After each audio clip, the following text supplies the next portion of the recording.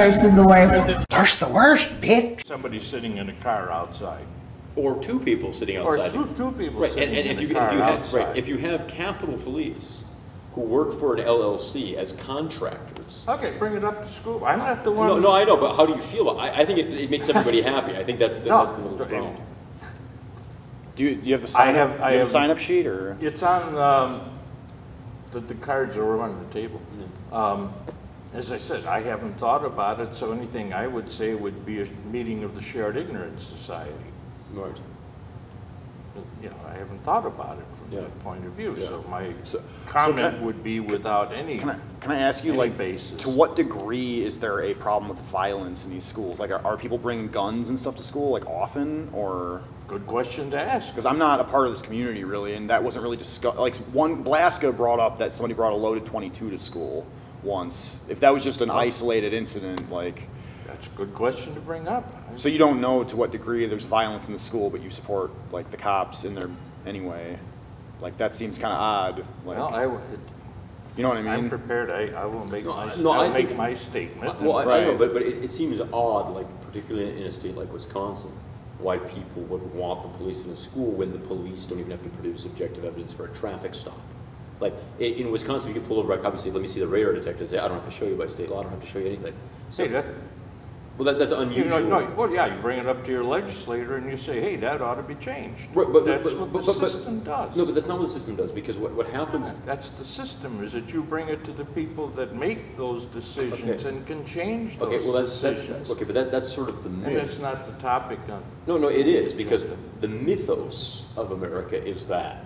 The reality is that police are involved in jacking up property taxes to high levels so they can buy legislators through collective bargaining unionization. Right. That's not the common perception. But the perception doesn't matter. The reality is that. Well, it's not. Sure it is, because I can't compete with a legislator's attention when he's being paid off and his political party is being paid off by a whole bunch of public employees whose sole interest... If I don't try. If you don't try. So I'm just going to ask you some question. Do you think that the state legislature, which is all Republican, should eliminate collective bargaining, make it a right-to-work state? I hadn't thought about it. We are right to work except for fire and police. Yeah, except for fire and police. So we have this very weird situation where the only people who unionize are people with guns and people with fire ladders, who are paid entirely by the public tax roll. So when you say I can bring it up against my legislature, it's not like there's a fair playing ground where it's a marketplace of ideas. No, common councils can say no. No, the common council can say no. Yeah. Right, but that's basically... So you go to the common council and you say, why don't you say no to them once in a while? Because they're being paid. No. You go and you say, why don't you say no to them once in a while? And if they say, we do, you say, show me on the record where you said no. Okay. And you get that out in the public, you get it in the press, you get it in the media. Okay. And you say, hey, wait a minute. They have never said no to them. The unions have them in their hip pocket. That's correct. They do. Well, I could dispute that. You would dispute that the police and fire unions have the Republicans in their hip pocket? The reason we haven't had tax reductions, it's the only state in history that's elected Republicans and hasn't done tax cuts once it's replaced a Democratic legislature. It's never happened in American history.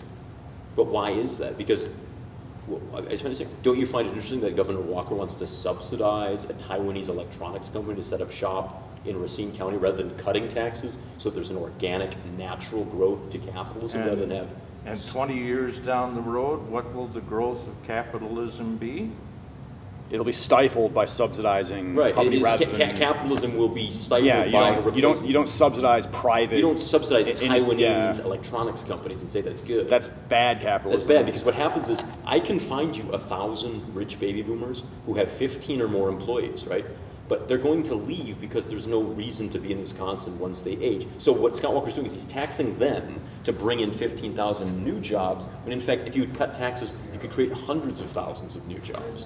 So that's the problem, is that it's not a free marketplace of ideas where you can say, well, this is how I feel. I think everybody knows that if Wisconsin were to eliminate the state income tax, businesses would leave Chicago and the Twin Cities and Iowa rapidly and come in. More, it would create more than 15,000 jobs in the first 2 weeks. So why are we subsidizing Foxconn? Create 15,000 now, rather than hopefully that will happen.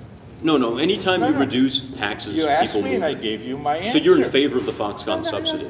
Well, I think it's bringing jobs into Wisconsin. At the expense of people who already have jobs. Why are they having to contribute to creating jobs for people from Illinois to move across the state line into Racine so they could also pay a high state income tax? Why not just reduce the state income tax? Why not put everybody on a state salary and we'll call it socialism?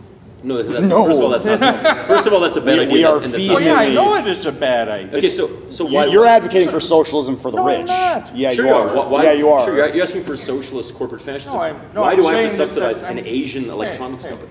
I'm just saying, is it a bad move to encourage industry to come to the state of Why not just get rid of the Wisconsin? state income tax and they'll come here? Why do they have to get huge block grants from the taxpayers who are already being taxed to death? Why is Amazon based in Seattle? You know why? Because Washington doesn't have a state income tax. So why are there no major corporate headquarters in the tech industry based in Wisconsin, other than Foxconn, which receives billions in subsidies from taxpayers like myself, who make millions of dollars in the capitalist free market? Hey, take it up with the legislature. No, they don't care. I'm not a state No, legislator. but you're saying that. Take it But- to the legislature. I'm not No, the guy no, that's. but I'm saying- I'm not the guy that's going to do anything No, I understand that, about but it. what I'm saying is people No, like you me are- don't understand. Sure. You're not hearing it. I don't have the authority to do any damn thing But about but it. what I'm saying is you and seem all to- you want to do is raise my blood pressure. No, you're doing that yourself. I'm simply saying I'm going to leave. That's why I'm cutting the conversation. Because you're not really a conservative. That's what's interesting Right, about Wisconsin. exactly. Right. There are no conservatives in Wisconsin. Exactly. That's the fascinating thing. It's like they're fighting over control of the state. Oh my Did you gosh. rule that? Of course I did. Okay. That was insane. Yeah. Ladies and gentlemen, good evening.